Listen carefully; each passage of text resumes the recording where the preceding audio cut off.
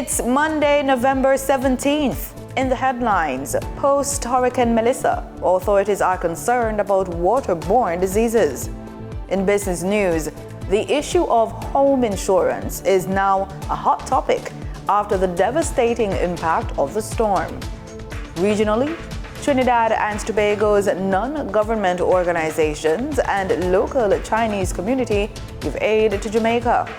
And in sports, Jamaican cyclist Jordanio James charting new territory at the Union Cycliste Internationale. This is the news on PBC Jamaica. I'm Simone Absalom Gale.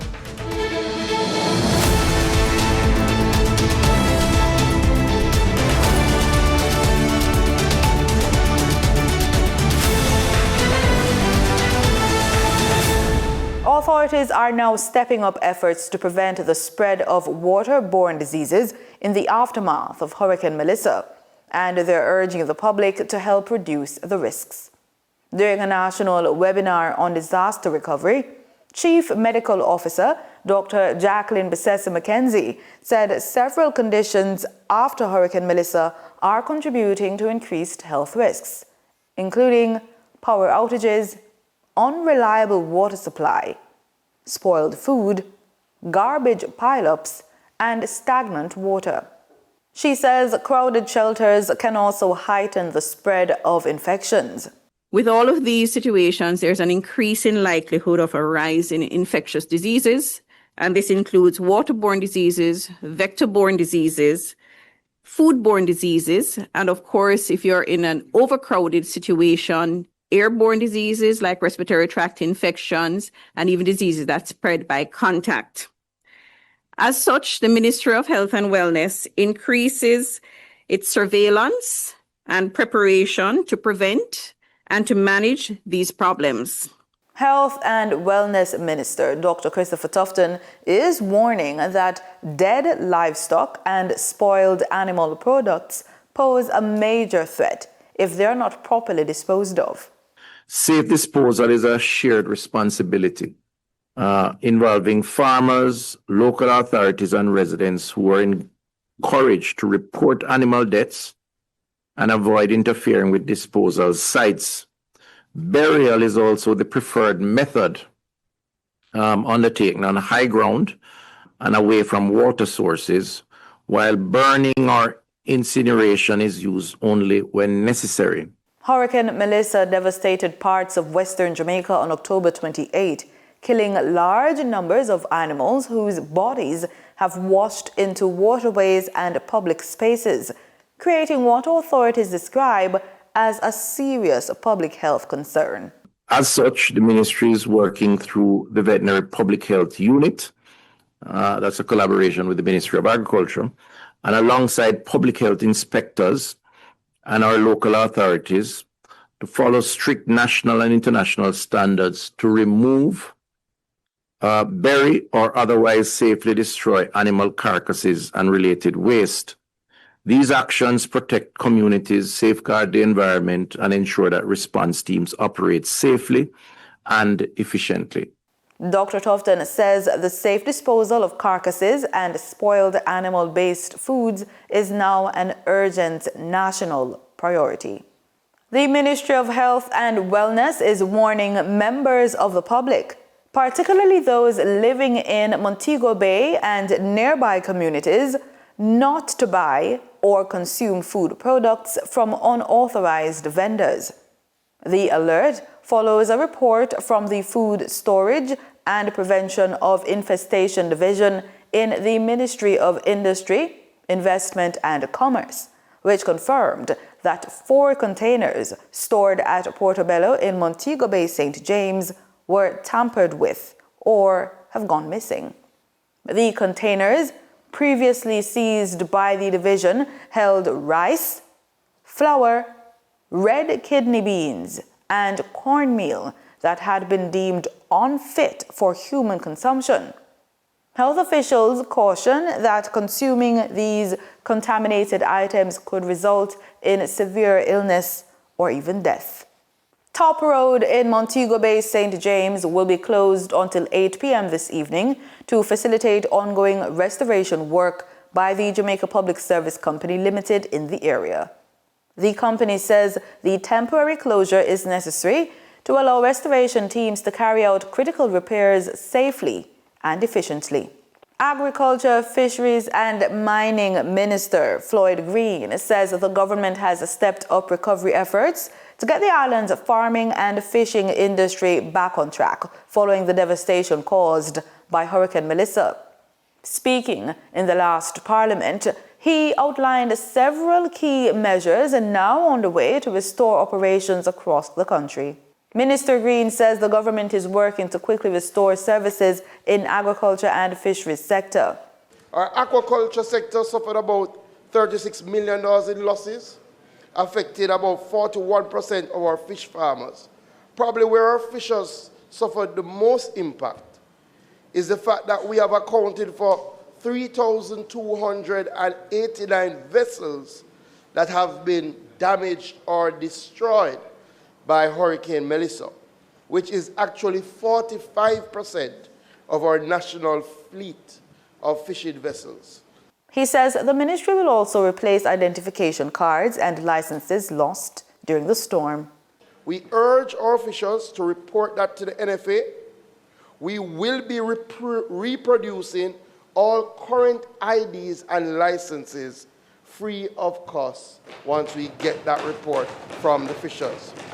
The minister highlighted a current wire, net and rope distribution program which targets beaches where fishers are already back at sea. The government will also assist with gear and vessel replacement, debris removal, and restoration of utilities at key landing sites. On the farming side, he says the ministry has begun distributing free, non-potable water to farmers in the worst-hit areas. Alligator Pond is one like that. So what we will have to do as a part of this immediate response is focus on some of those beaches, get them the wire, the rope, so they can go back out quickly as we look to ramp up support to the other beaches. And clearly, the support to the other beaches will contemplate providing vessel replacement, engine replacement in a sort of communal fashion. Minister Green says the recovery process will take time, but insists the measures now in place are designed to help both farmers and fishers rebuild stronger and resume full operations as quickly as possible. Help is coming for Jamaica Constabulary Force members who were displaced or severely impacted by Hurricane Melissa. The Police High Command says it is moving to roll out a range of initiatives to support those officers. Police Commissioner Dr. Kevin Blake acknowledged the significant hardships officers continue to face as they work through the storm's aftermath. In his weekly column, Dr. Blake noted that the High Command is pursuing several avenues of assistance and described the response from partners so far as very good, including commitments to help repair damaged homes owned by JCF members. He also reported that the Ministry of National Security has started examining accelerated procurement options under emergency provisions in a bid to fast-track the delivery of critical support. The Commissioner urged officers not to lose hope, cautioning that full recovery will take time.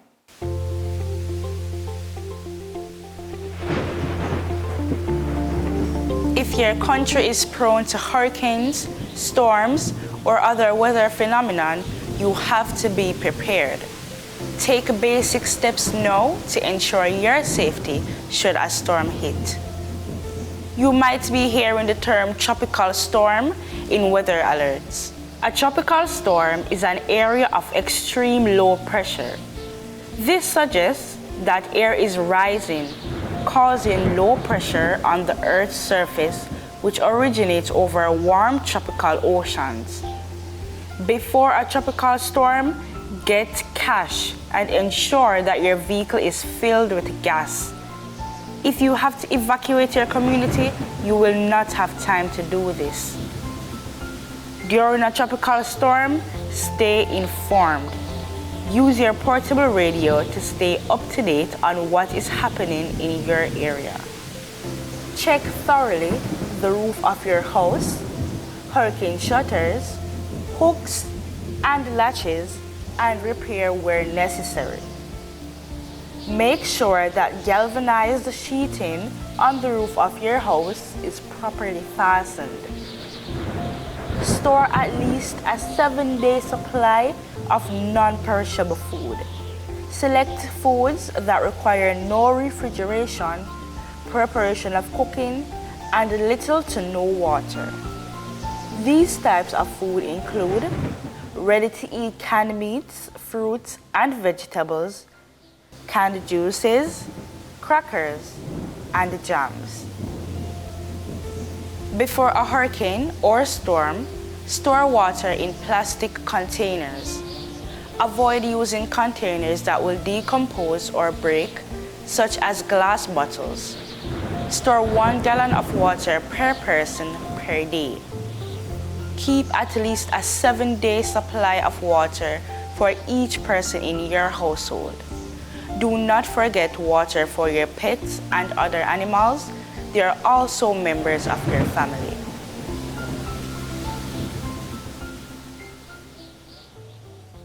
It's time now for the Business Report with Denise Williams.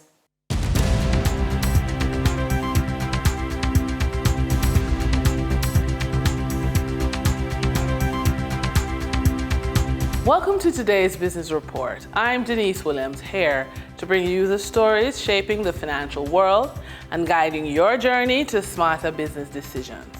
Let's dive into the top headlines. Moody's Investor Service reports that only 20% of Jamaican residential properties are insured, and of those, 95% are underinsured, meaning homeowners would not receive enough insurance payouts to rebuild their homes. The International Credit Rating Agency noted to RJR News that most of the insured buildings are structurally sound and able to withstand natural disasters such as hurricanes and earthquakes. However, Moody's pointed out that the majority of uninsured homes were not built to hurricane or earthquake resistant standards and were completely destroyed by Hurricane Melissa. The agency noted that most of the country's hotels are fully insured, given their critical roles in the national economy. Companies listed on the Jamaica Stock Exchange reported a mixed bag of results. Mail Pack Group Limited unaudited financials for the 9 months ending September 30, 2025 reports 9 months net profit of $248.15 million. NCB Financial Group Limited unaudited financials for the year ended September 30, 2025 report 73% increase in 12 months net profit attributable to shareholders. Kingston Properties Limited unaudited financials for the 9 months ended September 30, 2025 reports 9 months net profit of US $776,790. Jamaica Broilers Group Limited audited financials for the year ended May 3, 2025 reports a 142% increase in year-end net loss. For the trading period ending November 13, 2025, these were the most actively traded stocks. Radio Jamaica Limited with 15,405,925 units, representing 47.67% of market sales volume. One Great Studio Company Limited with 4,081,667 units, representing 12.63% of market sales volume. Trans Jamaican Highway Limited with 1,907,168 units, representing 5.90% of market sales volume. We now shift our focus to the Forex market rate set by the Bank of Jamaica. On November 14, 2025, the Bank of Jamaica reported US $54.27 million purchased and US $42.98 million sold by Forex traders. Forex traders earned $1.91 per dollar, selling the U.S. at $159.87 and buying the U.S. at $161.65.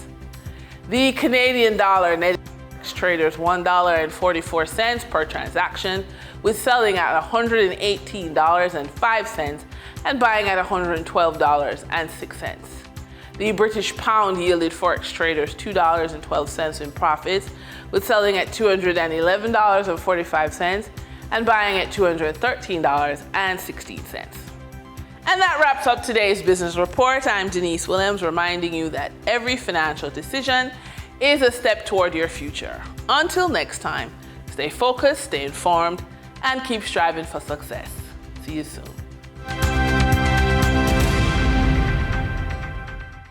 In regional news, in Trinidad and Tobago, many local friendly societies and NGOs have joined the government in collecting and sending aid to hurricane-stricken Jamaica. The local Chinese community has also mobilized swiftly to support Jamaica following the recent disaster involving Hurricane Melissa. Many local friendly societies and NGOs have joined the government in collecting and sending aid to hurricane-stricken Jamaica. The local Chinese community has also mobilized swiftly to support Jamaica following the recent disaster involving Hurricane Melissa. More in this report. Local Chinese associations, businesses and volunteers under the China Society of Trinidad and Tobago joined forces in demonstrating strong regional solidarity, highlighting long-standing Caribbean-China community ties. This was underscored by student Yu Ji, noting the community are as Caribbean as the air we collectively breathe. We are families. Parents and community taught us that unity is strength, that no matter where we are, family must stand together, support one another, and share both joy and hardship.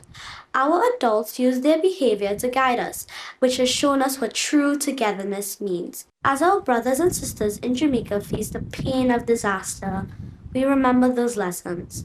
We know that when we reach out a helping hand, the warmth we give returns to us like sunlight.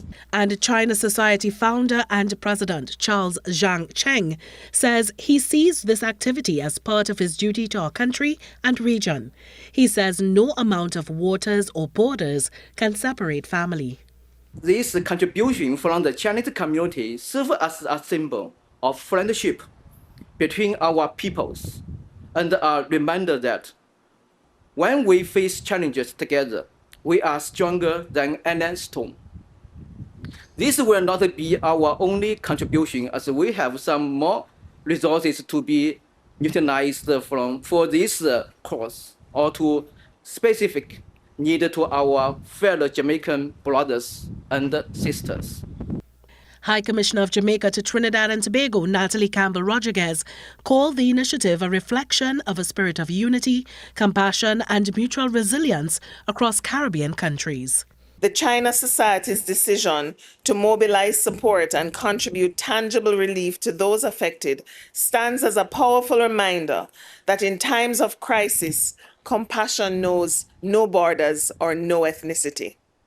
Your gesture this morning represents not only humanitarian goodwill, but also the values of empathy, unity, and shared responsibility for our Caribbean and Chinese family. Donations of food, water, and other emergency materials are being collected and prepared for shipment, with volunteers working together to ensure fast and meaningful support as Jamaica begins its recovery. Guyana's efforts to ensure safer childbirth have pushed skilled birth attendance to 90% as health officials target global rates by 2030. Chief Medical Officer Dr. Nareen Singh said this is important to upgrade the skills of midwives, and this is a national priority. During a training session for strategic management of high-risk obstetric conditions held on Friday at the Ministry of Health, Dr. Singh also said that the nation is trending positively in terms of its maternal mortality rate. They are very important and they play a very important role in providing maternal health care.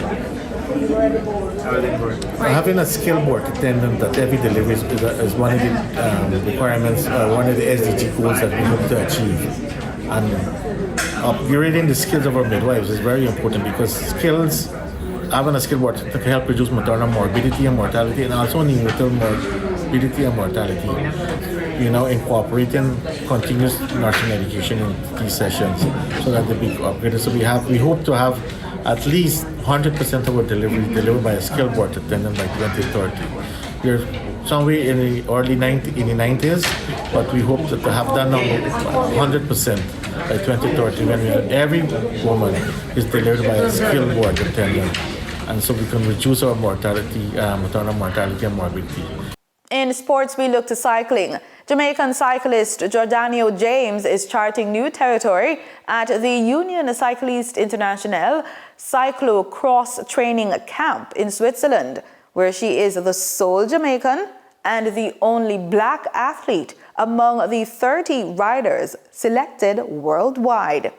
The camp, held at UCI headquarters from November 10 to 17, 2025, is one of the most prestigious technical development programs in global cycling. The Merle Grove High School graduate, who currently attends Savannah College of Art and Design in the United States, has already made history by becoming the first Jamaican woman to actively pursue cyclocross. And that's it for the news on PBCJ. You can follow us on our social media platforms at PBCJamaica. Thanks for watching.